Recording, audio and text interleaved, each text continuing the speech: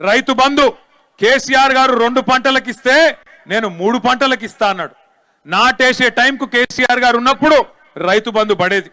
ఒకసారి కాదు, 2 సార్లు కాదు, 11 సార్లు 70 లక్షల మంది రైతుల ఖాతాల్లో 73,000 కోట్ల రూపాయలు జమ చేసిన నాయకుడు ఎవరు? కేసీఆర్ గారు. కానీ ఈ మొనగాడు ఎన్ని మాటలు చెప్పిండు ఆ రోజు? 2 పంటలకు ఇస్తారా, 3 పంటలకు ఇయ్యాల రైతు బంధు అన్నాడు. 2 పంటలకేనా, 3వ పంటకి ఇయ్యవా అని నిలదీసిండు. 10,000 15,000 ఇస్తా అన్నాడు.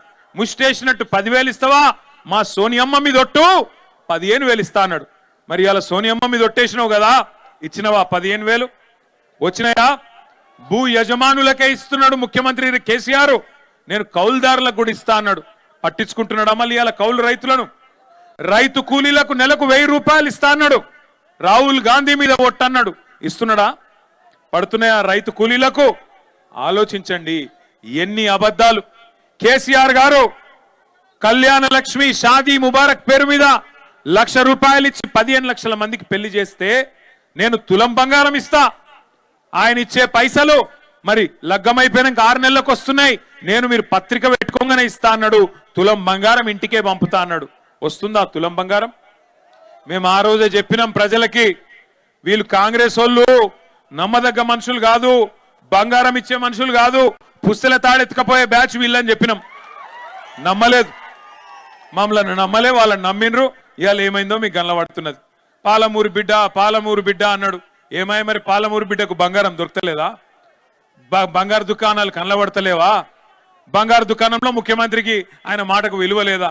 ఎందుకు ఇస్తలేవు మరి తులం బంగారం? ఎప్పుడు ఇస్తావు? ఇంకా ఈ మోగోడు అంట, ఈ సిపాయి ఏది తులం బంగారం ఇస్తా అని ఇప్పటిదాకా కనీసం కళ్యాణ లక్ష్మి కూడా చక్కగా ఇయ్యనోడంట.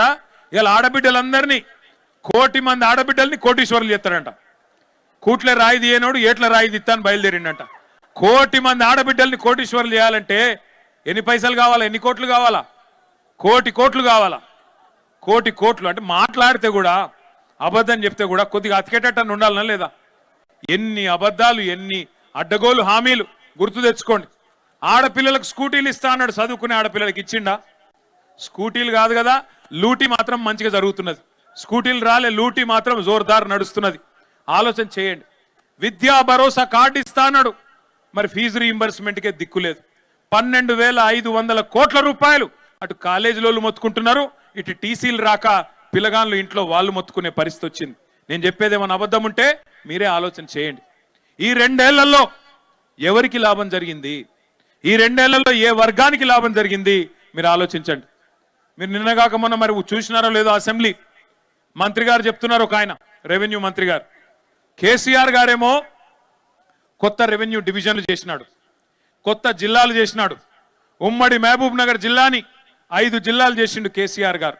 నాగర్ కర్నూలు జిల్లా, వనపర్తి జిల్లా, గద్వాల జిల్లా, నారాయణపేట జిల్లా చేసినాడు.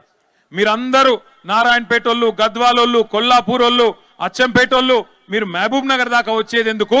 మీ దగ్గరికే కలెక్టర్ను, ఎస్పీని తీసుకొస్తా, జిల్లా అధికారులను మీ దగ్గర కూర్చోబెడతా, ఇంత దూరం మీరు వచ్చేది ఏందని చెప్పి ఎక్కడికక్కడ జిల్లాలు ఏర్పాటు చేసినాడు. కలెక్టర్లను మీ గడప ముంగట కూర్చోబెట్టినాడు. కొత్త రెవెన్యూ డివిజన్లు ఏర్పాటు చేసినారు, కొత్త మండలాలు ఏర్పాటు చేసినారు. ఈ జిల్లాలో ఉండే మా లంబాడ సోదరులు, మా గిరిజన సోదరులు మీ ఆకాంక్ష నెరవేరుస్తూ తాండాలను గ్రామ పంచాయతీలు చేసిండు కేసీఆర్. మరి ఇవాళ కాంగ్రెస్ ప్రభుత్వం ఏం చెప్తుందో తెలుసా? కేసీఆర్ తప్పు చేసిండు, తాండాలు గ్రామ పంచాయతీలు చేసేది కాకుండే, మహబూబ్ నగర్ జిల్లాను 5 ముక్కలు చేసేది కాకుండే, అందుకే వనపర్తి రద్దు చేస్తాం, నారాయణపేట రద్దు చేస్తాం, అట్లాగే గద్వాల జిల్లా కూడా రద్దు చేస్తామని చెప్పి నిన్నగాక మొన్న పొంగులేటి శ్రీనివాసరెడ్డి రెవెన్యూ మంత్రి గారు ప్రకటిస్తా ఉన్నాడు. శాస్త్రీయంగా చేయలేదు, వీటన్నిటిని తీసేస్తామంటున్నాడు. మరి తీసేస్తే నారాయణపేట లూకుంటారా? గద్వాలో లూకుంటారా? వనపర్తితో లూకుంటారా? ఆలోచించండి. కలెక్టర్లను మీ గడప దగ్గర తీసుకొచ్చి కేసీఆర్ కూర్చోబెడితే కాదు కాదు ఇవన్నీ ఎత్తేస్తాం అని చెప్పి అలా రేవంత్ రెడ్డి మాట్లాడుతుంటే చూస్తా ఊరుకుందాం. ఆలోచన చేయండి. నేను రేవంత్ రెడ్డి ప్రభుత్వాన్ని హెచ్చరిస్తా ఉన్నా, మీరు గద్వాల జిల్లా ముట్టినా, వనపర్తి జిల్లా ముట్టినా, నారాయణపేట జిల్లా ముట్టినా అక్కడ అగ్గి ఉట్టిచ్చే బాధ్యత బీఆర్ఎస్ తీసుకుంటది. అక్కడే ఉద్యమాలకు కూడా శ్రీకారం చుడతామని చెప్పి కూడా హెచ్చరిస్తా ఉన్నా. పిచ్చి పిచ్చి పొరపాట్లు చేయకండి. నీకు అధికారం ఇచ్చింది నీ అడ్డమైన అబద్ధపు హామీలను చూసి మోసపోయి ప్రజలు అవకాశం ఇచ్చినారు. నీకు చేతనైతే ఇచ్చిన హామీలు నెరవేర్చు. 420 హామీలు ఇచ్చినావు కదా, నెరవేర్చు.